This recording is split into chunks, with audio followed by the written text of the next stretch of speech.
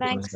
Thanks everyone for joining us. Sorry, we were having some technical issues here, so you can't see me, but I'm excited that everyone's joined us. Thank you for joining us for this, this webinar. We are going to essentially walk through the process that we used to arrive at CEBI's greenhouse gas protocol recommendations for Scope 2 and 3 updates, and then share what those recommendations are, the principles we used behind them, and also give some context of kind of like, why we're doing this and just the background on the process itself. So I'll start off with some of the background and context, and then I'll pass it over to my colleague, Doug Miller, to walk us through the principles and recommendations themselves. So next slide, please, Carrie.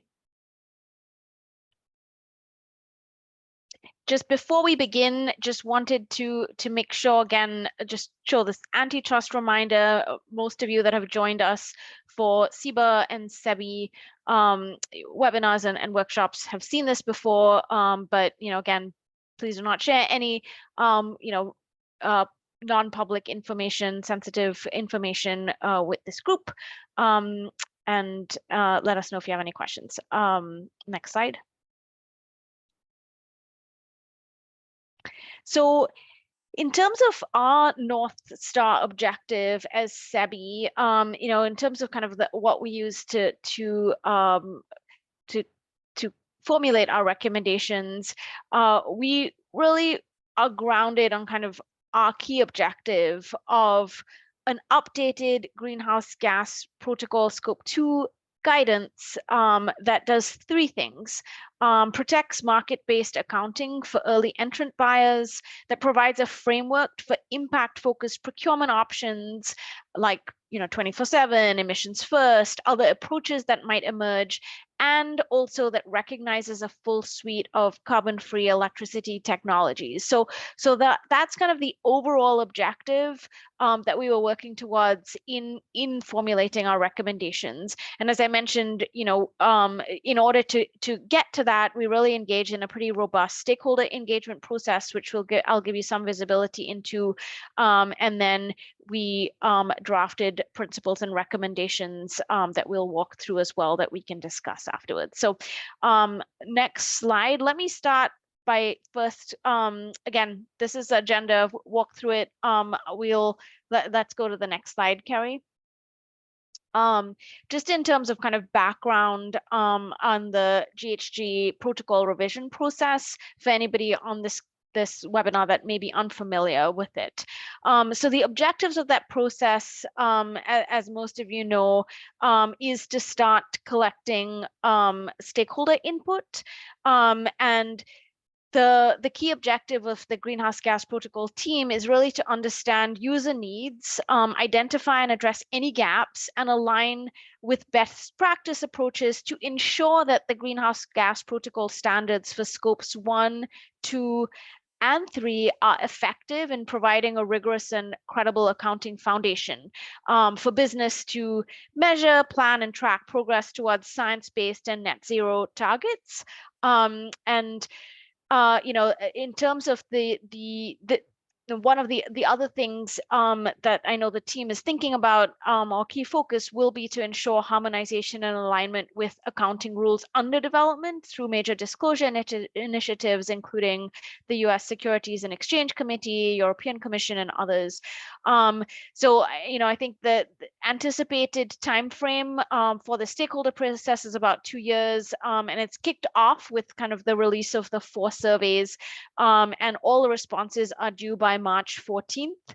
In addition, the WRI and the broader Greenhouse Gas Protocol team is also determining whether a renewed governance process is required, and they've started taken some steps to review that as well, and that's happening in parallel with opening the surveys for the Greenhouse Gas Protocol. And the reason that I'm mentioning that is one of our recommendations relates to that as well. So next slide, please. In terms of what these surveys are, the Greenhouse Gas Protocol is collecting information through, as I mentioned, 4 surveys. One relates to corporate accounting and the reporting standard. The second relates to the Scope 2 guidance. The third relates to corporate value chain or Scope 3 standard and the associated calculations. And then the fourth is an initial exploratory survey to gather inputs and perspectives from stakeholders related to market-based accounting approaches. And the Greenhouse Gas Protocol team plans to kind of holistically examine the appropriateness of market-based accounting methods across sectors, end users, and scopes. This process will seek to explore whether market-based accounting is appropriate for Scope 1, 2, and or 3, and also looking at project accounting. And it would also explore whether the existing accounting approach for Scope 2 would need to be applied, amended, or expanded if it was applied outside of Scope 2. So the fourth survey is really an opportunity to collect feedback and understand user needs as an initial step. And whether or not the Greenhouse Gas Protocol will develop new guidance on this topic will depend very much on survey findings and further consultations that I know that the team is planning. So just wanted to lay that out. In general, the surveys ask for high-level input about if and how the Greenhouse Gas Protocol can be updated to improve greenhouse gas accounting, decision-making, and ensure alignment between ambition and action. And the protocol also offers an optional proposal template for suggested updates, amendments, and additional guidance. And those proposal templates are also to be used to provide any empirical or analytical evidence to support suggested proposals. So CEBI plans to submit comments on 3 of the surveys and the 4 proposals in alignment with the 4 recommendations that we'll discuss today by the March 14th deadline. And, again, just for context, for those that may not be familiar with this process, as with all the Greenhouse Gas Protocol standards, any additional guidance will be developed really through an inclusive global multi-stakeholder development process with participation from businesses, NGOs, academia, government, and others. So the surveys are really an important first step in the process. For context, the current Scope 2 guidance, which was released in 2015, was developed over a 3-year time period with input from over 200 representatives in over 23 countries. So we can definitely anticipate something similar again. Next slide, please. In terms of the, again, some of the key decision-making criteria that's being used to evaluate the recommendations include the following. So kind of the key greenhouse gas accounting principles that guides the Greenhouse Gas Protocol are relevance, accuracy, completeness, consistency, and transparency. So those are really important principles to keep in mind when submitting comments. In addition, I know the team will be reviewing all recommendations to ensure that the accounting and reporting approaches align with the latest climate science and global climate goals, that they support ambitious climate goals and actions in the private and public sector, and also ensure that those accounting and reporting approaches are feasible. So those are all considerations that the Greenhouse Gas Protocol team will be making and kind of considering what they receive. Next slide, please.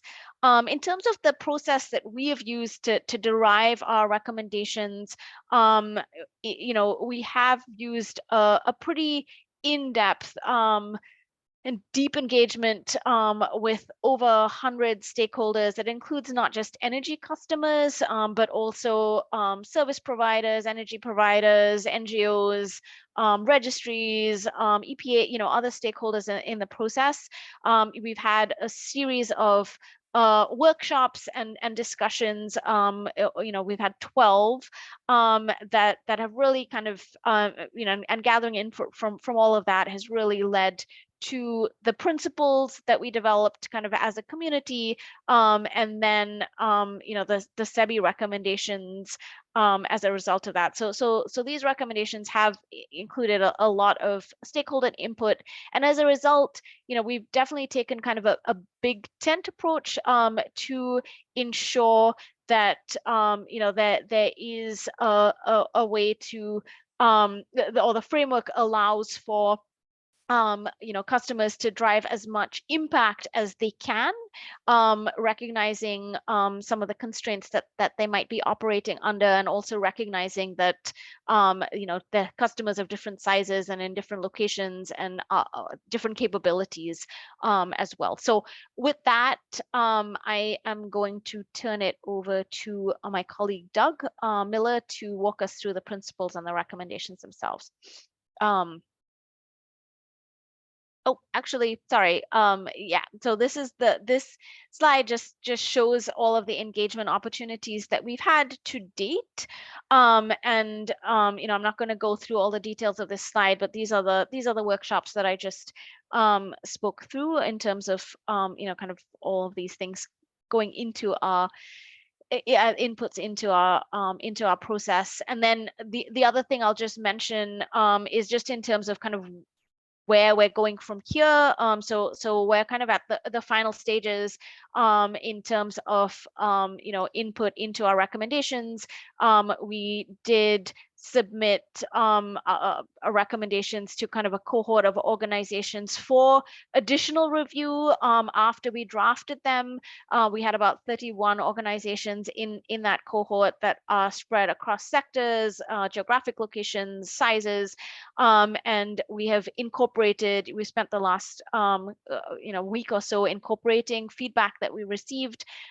We've also presented our recommendations to both the CEBI board and the CEBA board, and we are targeting getting our recommendations out into the public domain by the beginning of next week, so that others can potentially align with the recommendations that we've drafted, and you can utilize the recommendations that we have in your own submissions as well, in the way that you see fit. So that's kind of where we are in the process, and we're excited to kind of be doing this Q&A with this broad group, and discuss what we've put together. Carrie, you want to go to the next slide? I think I actually covered the next slide in terms of the process, but let's move to Doug with the principles and the recommendations. Thanks so much, Priya. And hopefully it's clear to folks the process we engaged in over the past year. And thanks so much for joining today. I realize that this is one of many conversations that many of those on the line have joined, and hopefully this is valuable for you all. So what I'll do now is walk through the 3 core principles that informed and guided the ultimate recommendations that CEBI developed with our larger community of what we call next-gen activators. And so I'll go through these one by one. Then I will go through the 4 recommendations that we have on the following 2 slides, and then we'll open up for question and discussion. So referencing the North Star that Priya brought up earlier, our goal is how do we both provide an on-ramp for all customers of all sizes around the globe to continue to enter these markets and drive grid decarbonization as we work to get make it easier for folks who want to go even further and drive deeper decarbonization impacts with their procurement to do so without restricting options. And that's kind of the tenor of this first principle. So the first principle is that we in our community think that the greenhouse gas protocols update should help expand CFP procurement options for customers rather than narrow them. And so the point here is about introducing new options on top of the ones that are already available so that folks can go even further, who can go further.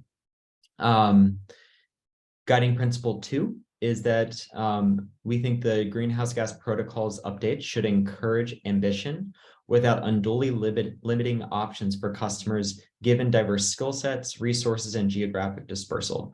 So the point here is let's enable and motivate customers to go as far as possible, but recognize that every organization has different constraints, different realistic considerations they must go through, and that should be part of the approach, because the goal here again is to maximize participation and impact and not make it so hard that folks can't engage in these markets and help drive grid decarbonization in a voluntary way.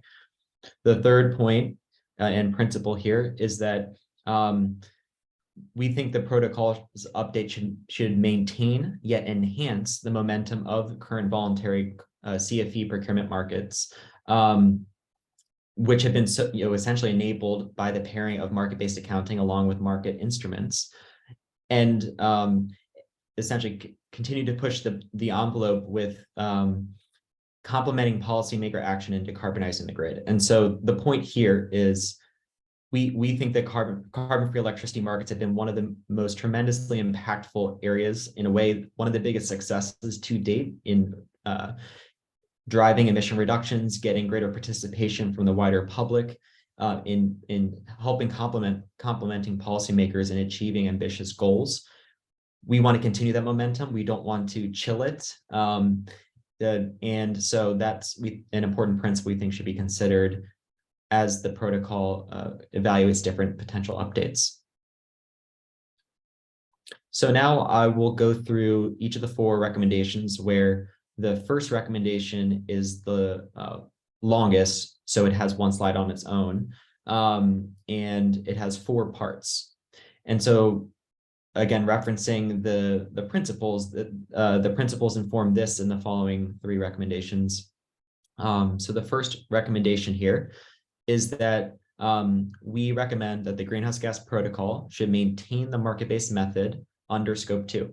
So that's a key point, but that the market-based method should be updated in accordance with the following 4 sub-recommendations.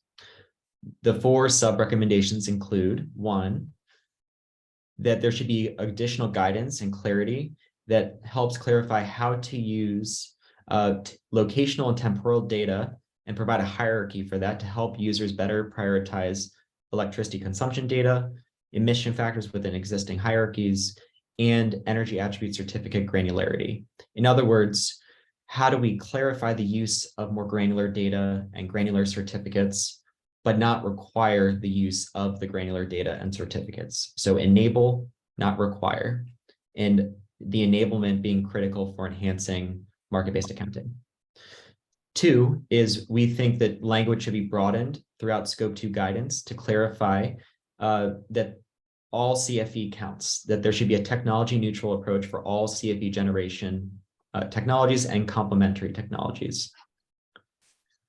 3rd, that new guidance should prescribe how to account for carbon-free electricity procurement through energy storage systems, including clean hydrogen. In other words, as customers start to consider procuring clean hydrogen and other forms of storage solutions, how can they better account for that from a emissions inventory perspective?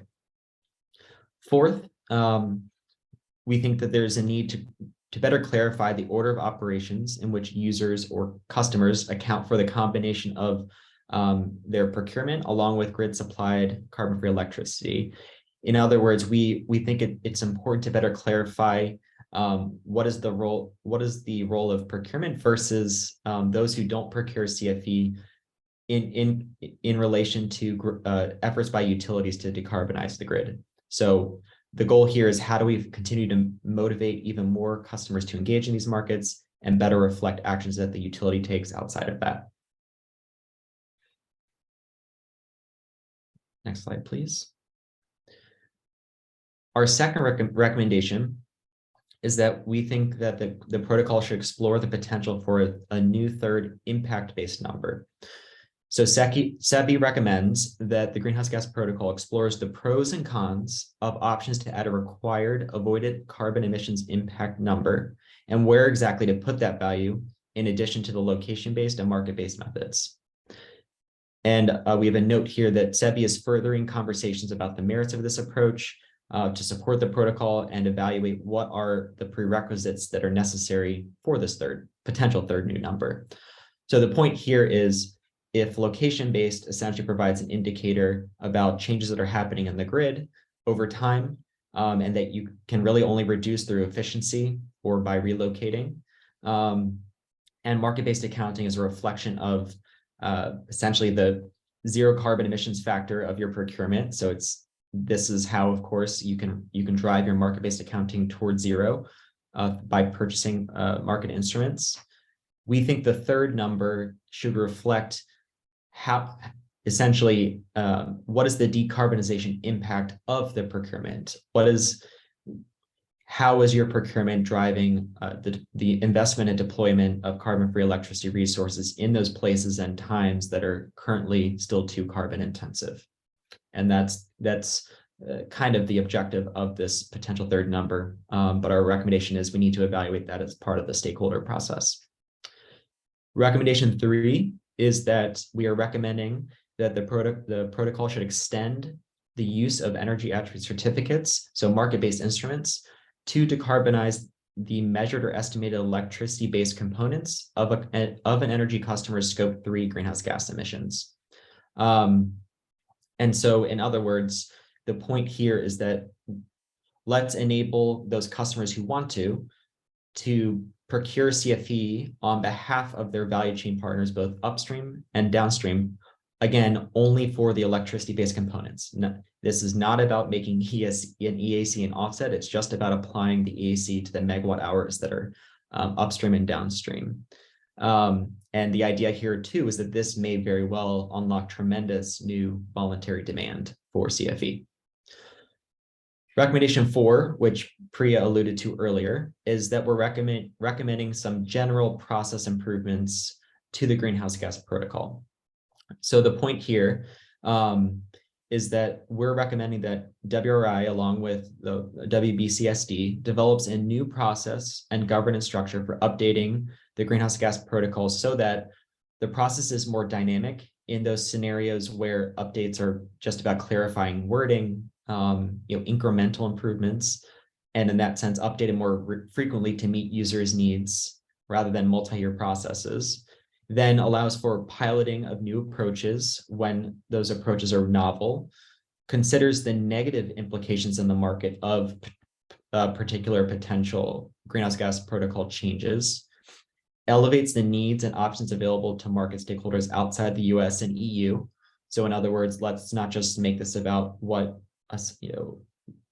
one or two markets are thinking about. Let's make sure that this is capturing full global perspectives and the realities of what's on the ground, and over time doesn't require the amount of resources and time that the process, such as what's underway, is taking. So that's it in terms of the high level overview of our recommendations and principles. As Priya mentioned earlier, we will, for anyone who wants it, so upon request, we can share the full text of our recommendations with anyone to help support you with making your own recommendations. We encourage everyone on the line to submit something, even if brief. And we, of course, encourage you all to consider our principles and recommendations, because we do think it's a reflection of those who are working in this space and are doing a lot of thinking about how to make it work better.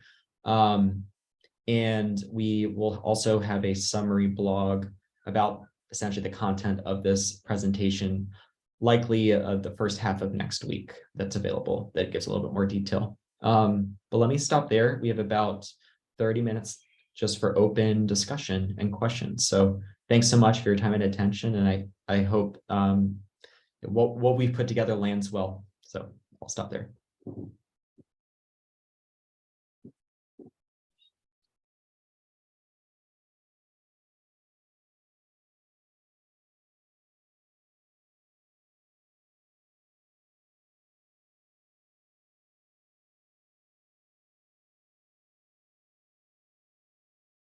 I see a hand popping up. Kira, I don't know if it's possible to give that person access to speak. Yes, and everyone should be able to speak now, but if you can't, please just ping me and let me know. But otherwise, feel free just to voice your questions to the crowd.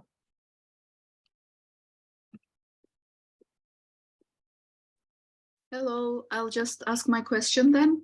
Great. This is Merve from the Eco Energy Eco Label. Thanks a lot, Priya and Doug. It was good to get a brief overview. I was wondering, since you mentioned, Doug, about the hierarchy and data hierarchy, I was wondering whether any of your members or any of the stakeholders you were involved with raised any concerns about this word, because it looks like what I'm doing is better than yours, and someone else is doing less. But what about those what like what they're doing is considered less? So was there any such concern voiced? I was curious about that. There were a lot of concerns, and so it's a great question. And so this, I'll start, and then Pri, if you want to add anything, please do. A couple of points. So this, within our broader principle of, we want to enable new options, such as those new procurement solutions that are emerging, that where folks might want to procure on an hourly basis, or want to procure time sensitive or based on very granular carbon data. The goal here is to clarify where those data sit in terms of the hierarchy, but not to require the use of one or the other as part of what ultimately goes into your market-based accounting, that those may potentially fit into that third number that's still not defined. And so the point is clarifying how to use more granular data. And just to give a specific example, there's of course the emergence of what's called a granular certificate, or an hourly EAC. We see an hourly EAC, a granular certificate, as an EAC. And so we think the protocol needs to specify that a GC is an EAC in the hierarchy, and that in this case, it is more granular. And so within the band of an EAC, it should probably sit at the top of that, but it's not, it still is an EAC, and it's not necessarily better or worse. It just needs to be clarified where it sits. Yeah, no, I think you covered that, Doug. And again, I think that, our recommendation, as Doug said, is really to clarify how you would even use kind of some of these additional certificates at a higher level of granularity and other things, because that is missing right now in terms of guidance within the Scope 2 framework. And so, again, as Doug mentioned, the goal is to be able to kind of accommodate the different types of procurement approaches that customers want to take, from existing approaches to new approaches. And so that was kind of how we viewed it. And yeah, I think that it does require some additional conversations as well. And when people think hierarchy, they think like one is better than the other. But in our comments, we've really kind of focused on the need for those things. And also, I think the other piece is also just kind of what are the types of data sources that can be used, for meeting some of that as well. So so those are things that we've just asked for additional clarity on in our comments. No, thank you. Thanks, Merva. Good to see you here. I see a hand, but I don't know whose it is, so you should feel free to jump in. Oh, it's Greg. There you go. Hi, Doug. Yeah, this is Greg Geller with Enel. Thank you for the overview. Wondering if you all have thought about how to respond on additionality, knowing that topic's getting a lot of attention. Just wondering what the debate has been, and if you're thinking of addressing that at all in the comments. Yeah. So I'll start by answering in this way.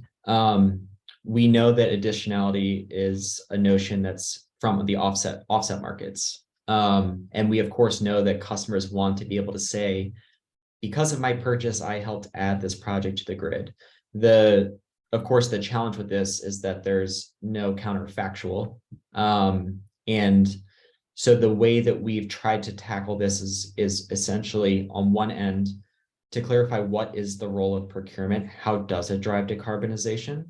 And so part of our attempt to do that is to clarify that procurement sends market signals through increased revenue, through commitments, through reduced investment risk, et cetera.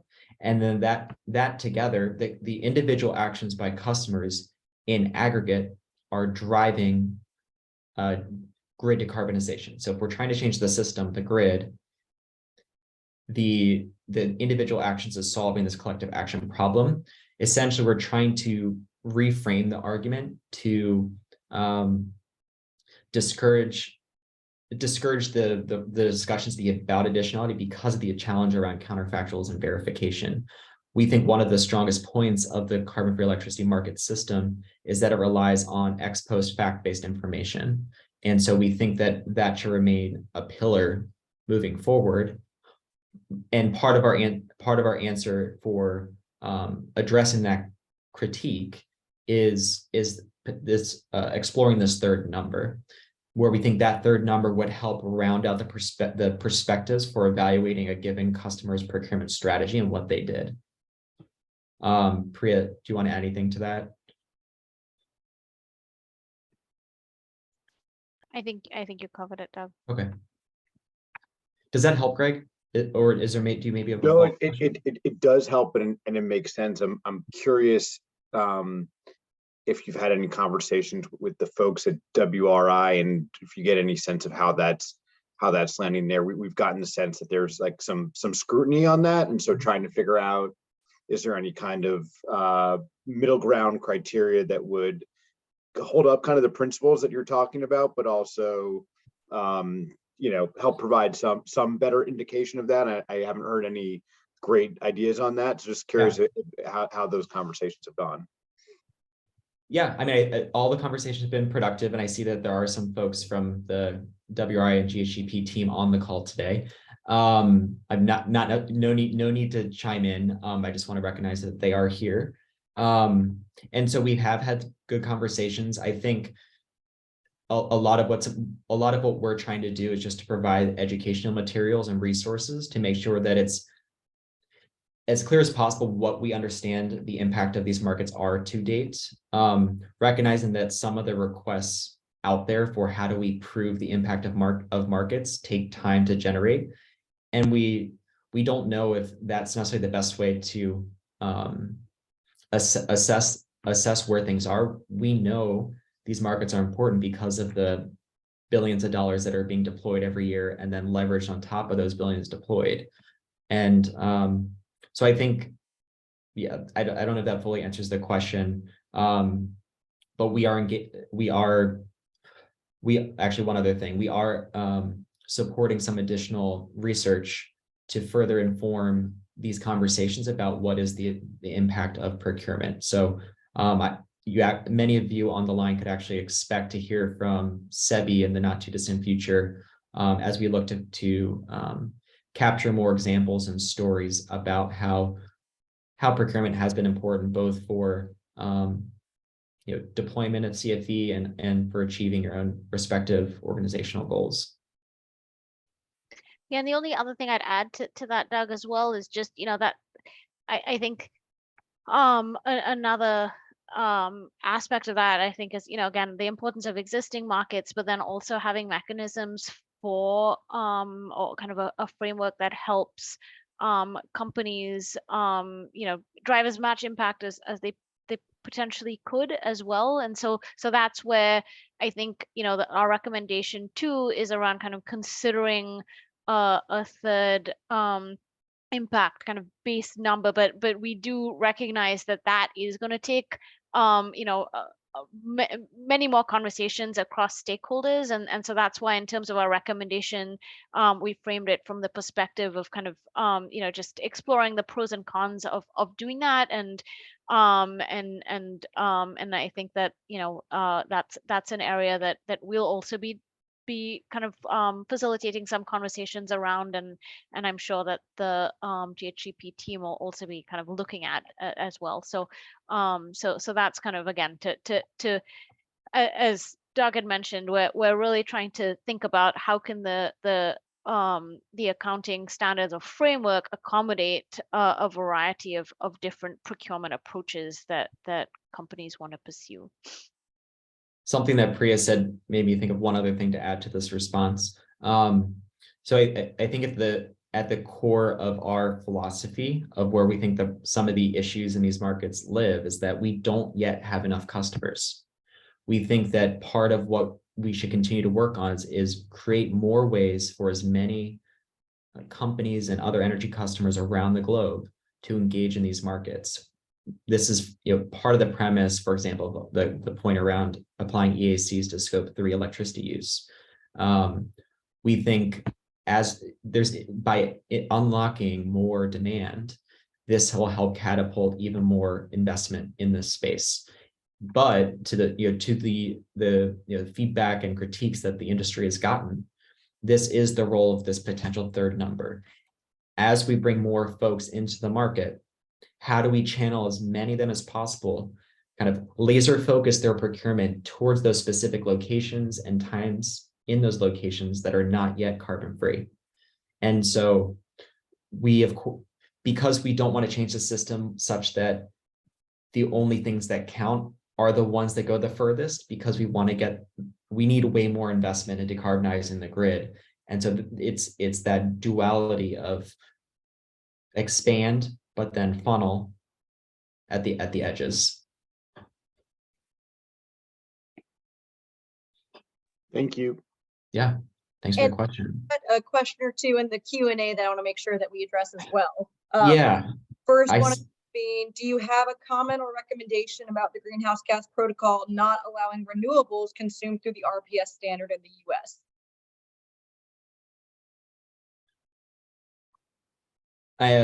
So I mean, I think this is potentially a point for 1D, a recommendation 1D, and Priya might lean on you on this one. Briefly,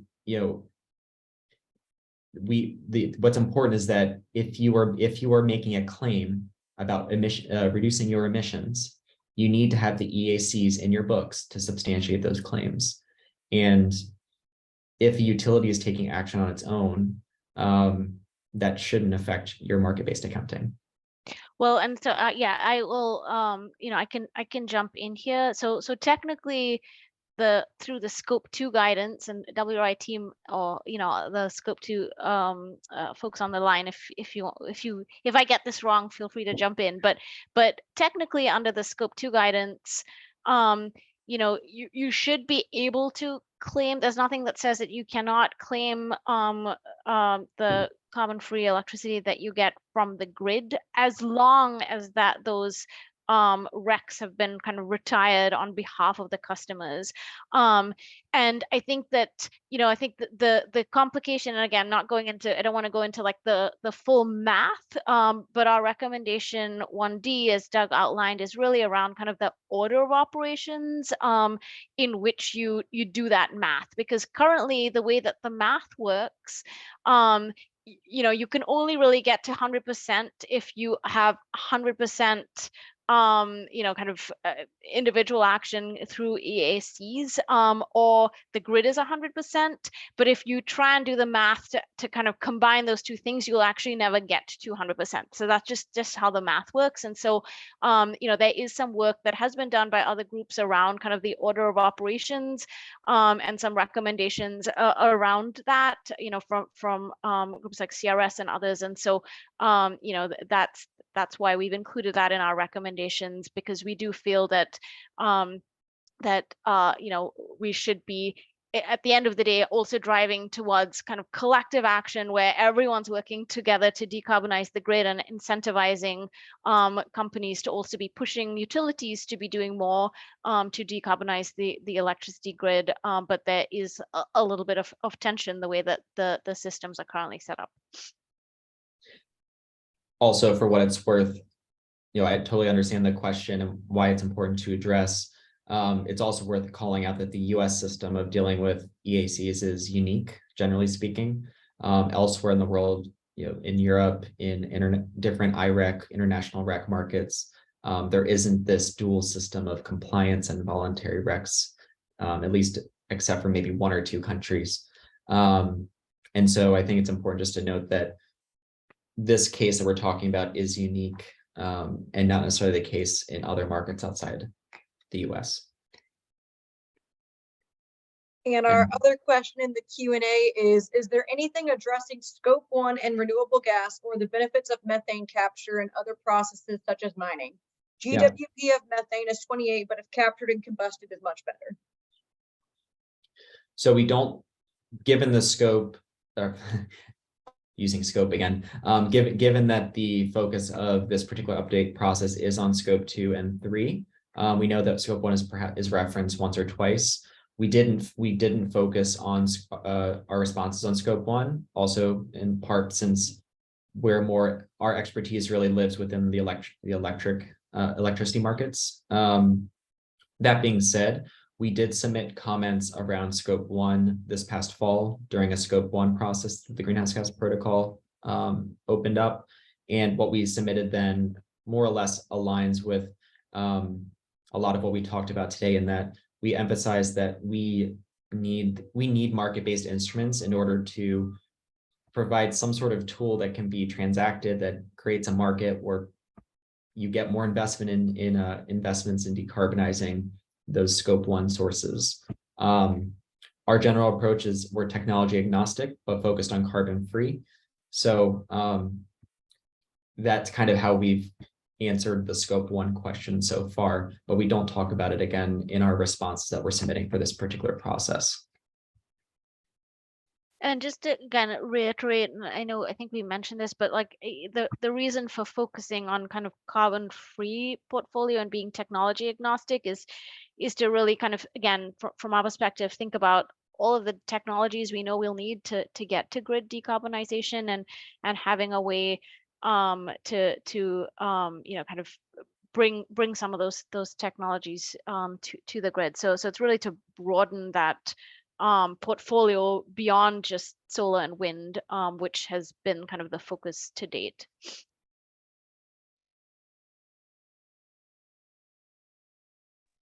Just looking at the chat, I see one conversation going around on this point about carbon-free resources. And so Ali Wilson, I just want to call out your particular point. On our end, the focus here is on any resource that delivers carbon-free electricity to the grid. We want to establish an EAC for that.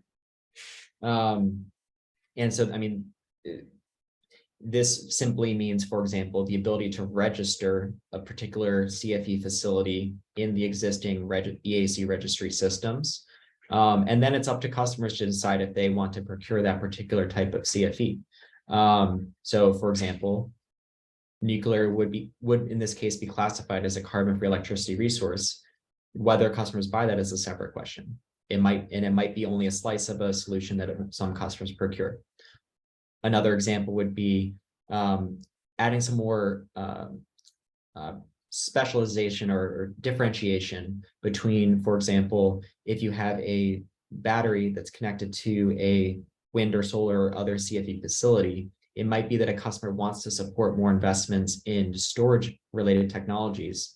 If you create that special tag in the registry systems, that would enable customers to discover, procure, and verify their procurement of support for that particular new type of technology, that ultimately is important for promoting this notion of systemic grid decarbonization that we're all working toward.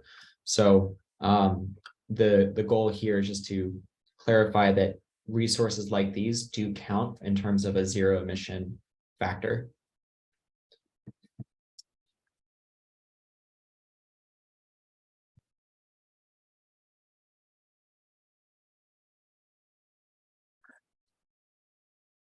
So I see a question from Moldy about SAFs. So for those who aren't familiar, SAFs are sustainable aviation fuel certificates. So the idea of creating a certificate representing a unit of sustainable aviation fuel before it enters the global aviation fuel mix. So it's essentially analogous to carbon-free electricity resource before it enters the grid. And this is an emerging space. So we don't talk about SAFs explicitly. I guess on one end, we think about SAFs potentially falling under scope. I guess I'm less of an expert on this particular topic, but I think would see it under also potentially scope 1, in the sense of if an airline is using sustainable aviation or using fuel and they're procuring SAFs, that would be thank you, Moldy. Yeah, I guess we would typically see under scope 1, where in this case we would encourage, and this would fit within our scope 1 submission in the fall, the use of SAFs as a market instrument to drive down your scope 1 emissions, because if you're an airline operating your planes around the world, this is the biggest way to drive emission reductions from your fleet globally. And so that's generally how we would answer that, I think. And then you just to also call it out, just on this general topic, when we think about some of these other emerging technologies like clean hydrogen, we've submitted, outside of the GHGP process, we have submitted responses to various dockets from the Department of Energy in the US and the US IRS around making sure that we create market instruments that represent a given kilogram or some other unit of clean hydrogen to show that carbon-free electricity was used to power the electrolyzers that was used to generate those kilograms of clean hydrogen. And so this is the consistent theme from all of our responses to the greenhouse gas protocol, to our docket responses, et cetera. It's market instruments, clarified accounting from the greenhouse gas accounting perspective, et cetera, so that there ultimately is a product that customers can buy. They can use it to verify or substantiate their claims, and that this in aggregate drives more investment in decarbonizing that particular part of the energy system.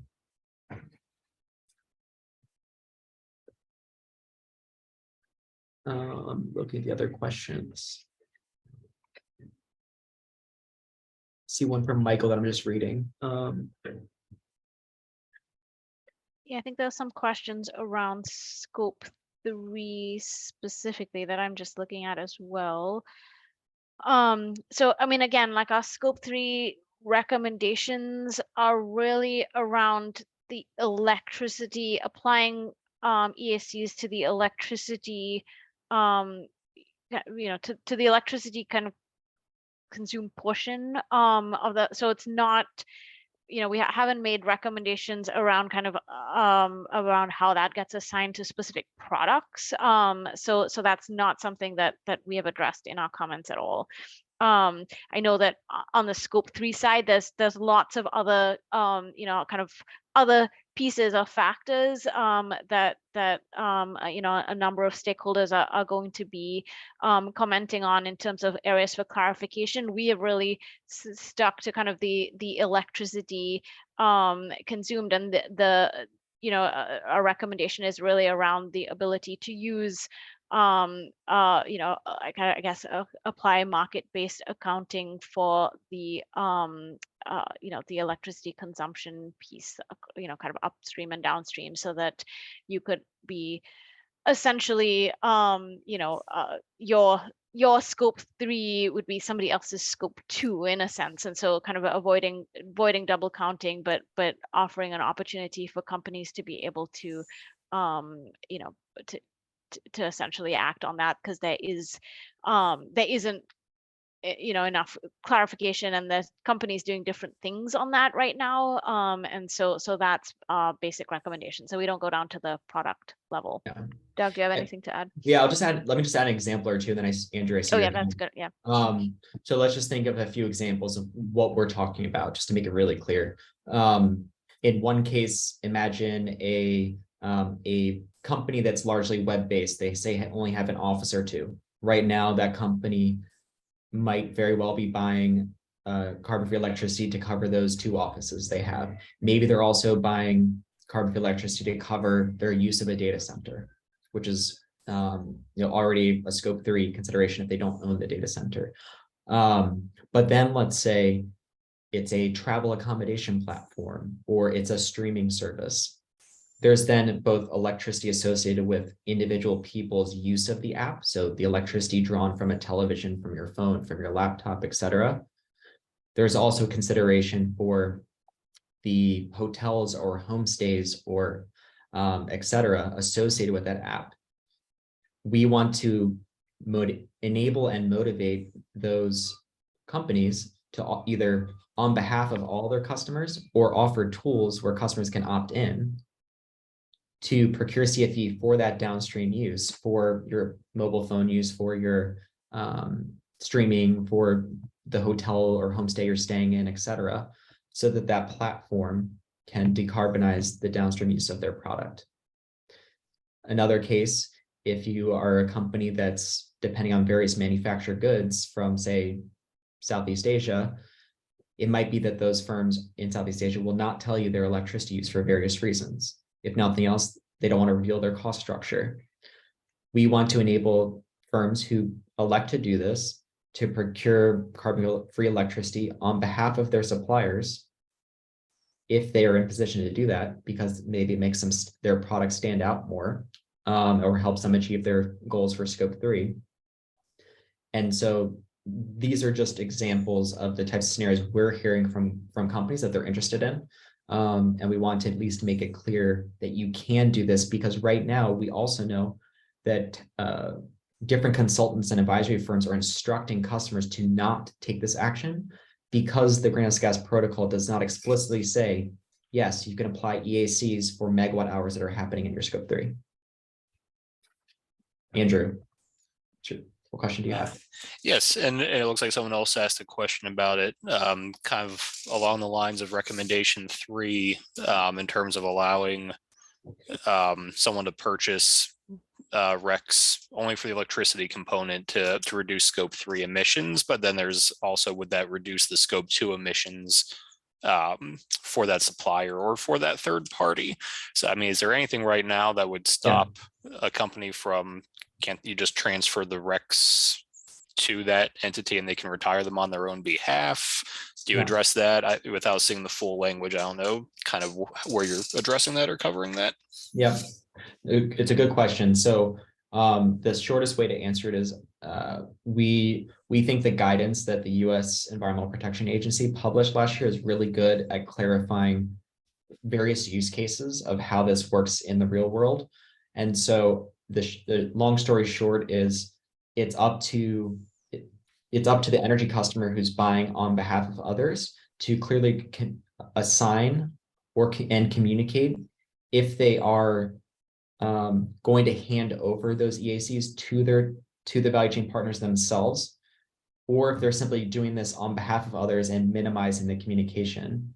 But I mean, either way, again, it's the link between scope 2 and 3 is related. If you reduce somebody else's scope 2, that helps you reduce your scope 3. And so there is a relationship. But what's most important is that it's very clear that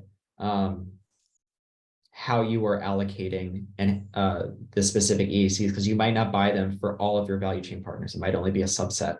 So it's just, I can add a link to that guidance because I think it's really helpful for just understanding some of the practical scenarios of how this plays out.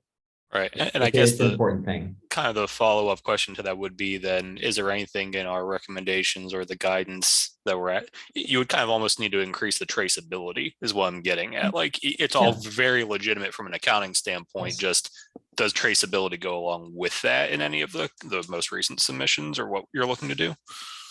Yeah. So, I mean, to your point, you would need some way to simplify, for example, how you track this in the EAC registries.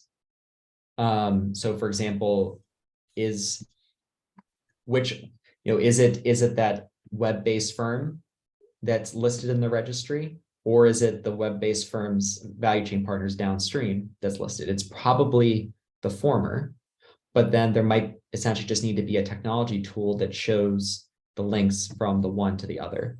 That's so that, again, you have this full traceability. When you make a claim, you can actually, if needed, open up your books and say, yeah, 1 = 1, we're all good. That's good context. Thank you very much. Sure.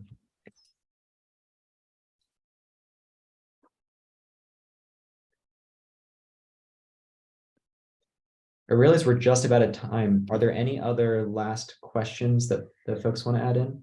And I'm going to add the EPA resource to the chat now. Andrew here again. I guess I'll just ask, you may have already covered it, but when are you looking to submit the CEBI recommendations? Due March 14th. I'm guessing you're a little ahead of that. So we have our full, we have versions that are, I'll put air quotes, finished in the sense of we've incorporated feedback, several iterations.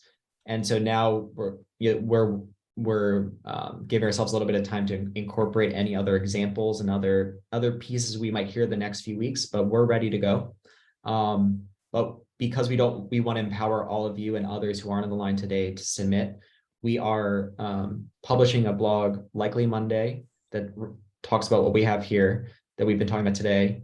And then if you email us, we can send you a copy of the text, recognizing that there might be some last tweaks at the edges, but the main goal is just to help you make use of that wording, potentially incorporate into your own responses, et cetera, in part just so there's a kind of a consistent and strong voice coming together about how can we improve the protocol, but let's make sure we keep building this momentum that we're seeing, and so that we do it all in the most productive way possible.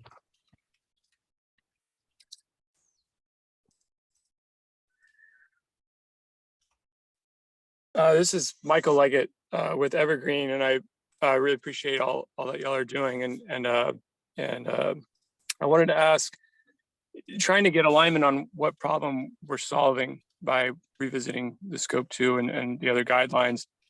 Would you agree or disagree that it's the research around this space has characterized the buying of EACs off of existing, projects, in kind of the idea of like trickle down impact, that, kind of sending a signal to the market and that therefore building more things, that is by and large been not very impactful. That's at least in the US, my understanding of the research is saying that is one of the key problems that we're trying to address. And I'm wondering if you agree that that's the findings of research out there, and do you believe that these changes will address that?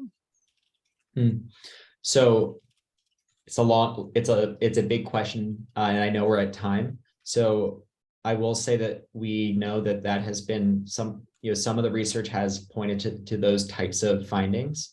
From our perspective, we think some of those findings are a bit misleading in the sense that they focus on the delivery vehicle or the procurement products, where on one end, every type of procurement product, the highest quality ones depend on an EAC, whether you're buying a bundled or unbundled product. And that to date, there perhaps have not been all of the incentives available and tools available to make it as easy as possible for customers to both discover where can their procurement go the farthest in decarbonizing the grid. But this goes back to some of my earlier points that right now there's just not enough demand.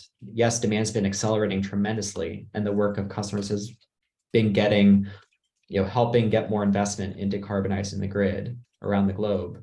But to your point, we don't yet have a backlog of demand. We don't have a point where demand has outstripped supply in these markets to the extent that we think will indirectly solve some of the critiques, or not indirectly, but will solve the critiques because it'll change the context of the situation. And so that's also why our goal remains, how do we get more customers in, provide the easy to procure solutions, but make it clear where those particular procurement solutions can help have the biggest decarbonization potential. Yeah, the one other thing I'll just add to that, Doug, I think you're absolutely right. But the other thing is, I think that in terms of like research of what's happened over the last 7 years, quite frankly, there isn't really much research on what's happened in the last 7 years.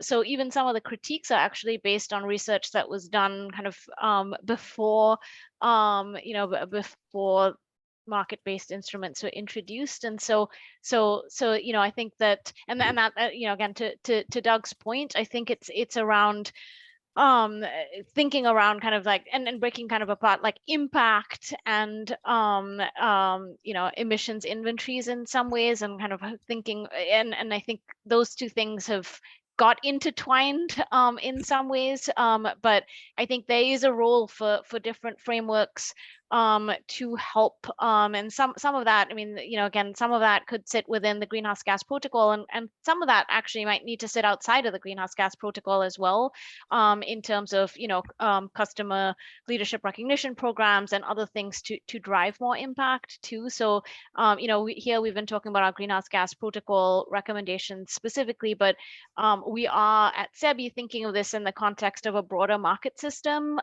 where the greenhouse gas accounting standards are a really important piece, but so are customer leadership recognition programs, the data that's needed, underlying granular data that's actually needed also to make more informed decisions, and also, kind of the energy attribute certificates and what's included on that.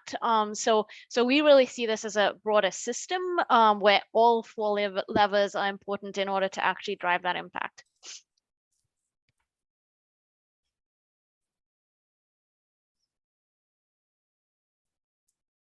I realize we are now over time. I just want to quickly acknowledge Ollie's thread, which is it's a good question. And then Julie, I don't know if you have a last quick question that we can then maybe close after that. So Ollie's question in the chat, for those who can't see it, is this question of, if we're creating tags for all carbon-free electricity and that potentially introduces, say, more types of hydro or nuclear, does that potentially counteract some of the points I brought up earlier, where we're trying to have greater demand and not necessarily increase the supply of EACs from existing resources? Again, on one point, this is the role of leadership programs. You can't be in a leadership program if you don't achieve certain criteria. And secondly, in certain cases, for example, hydro is already classified in these systems. So the big ones would be nuclear and complementary technologies like storage, that are co-located with CFE resources. And in that case, again, it depends on the location, what the decarbonization impact would be, and it's ultimately up to the customer how they want to support, achieve their goals and support decarbonization, and make sure that, again, every hour of the day is covered with carbon-free electricity in the system. It's a good question.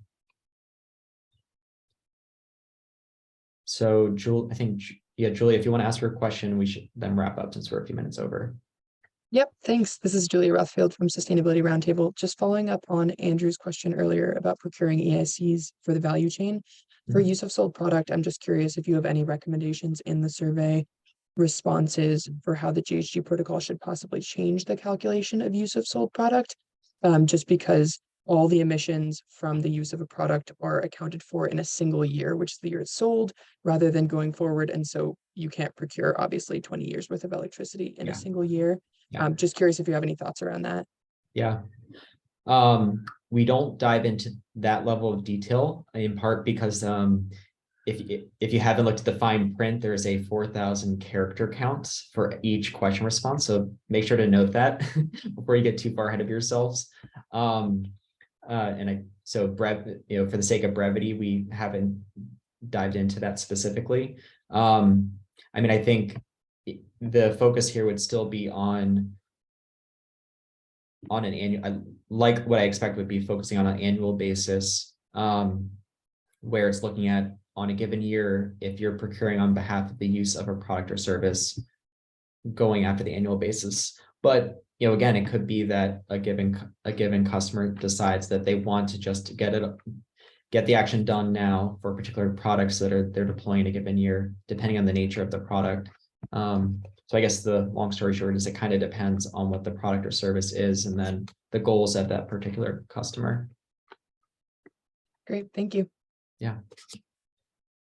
Well, thank you, everyone. I hope it seems like this was a engaging conversation. Loved all the questions. There's clearly a lot of work still to do, and we hope that the recommendations and principles we have are ones that others can get behind.